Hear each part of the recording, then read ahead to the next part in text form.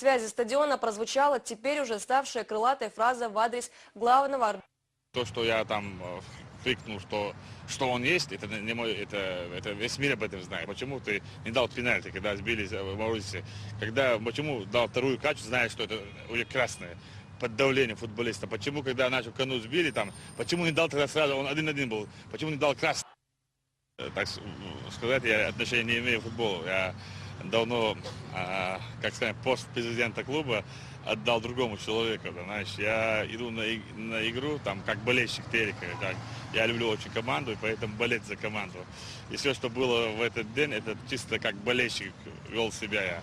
Ну, я не должен был, все равно так получилось. Ну, наказание, я думаю, что они чересчур, предвзятые отношения. Ну, я, как ранее говорил, я согласен. И я, только что я разговаривал с президентом клуба, я говорю, вы согласны с решением? Они говорят, мы будем, уже подали на апелляцию. Вот, мы хотим по справедливости, чтобы если дали наказание, по справедливости было. Они могут там судить от 100 до 400 тысяч рублей. А то, что они там дали такое наказание, это не наказание. Наш братские народы, Осетия, Дагестан, мы их принимаем, они нас принимают. Да, и они будут лучше принимать нас, чем в Чеченской республике. Это не решение вопроса, это просто вопрос предвзятости КДК. Это вопрос еще там, знаешь. И они говорят, мы будем оспаривать. Я приношу свои извинения сейчас именно перед болельщиками там Терека. Это весь чеченский народ. Что из-за меня игру перенесли. Я думаю, что мы в конце концов добьемся справедливости.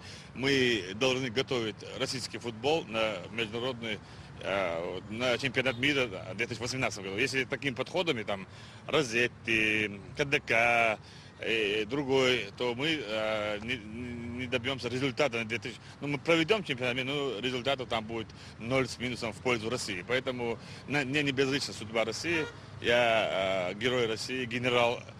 И я защищал Россию, поэтому я требую справедливости. Что есть он козел продажный, я еще раз повторяю, и это на всю оставшуюся жизнь. Если этого судью не накажут, я буду обращаться до ФИФА.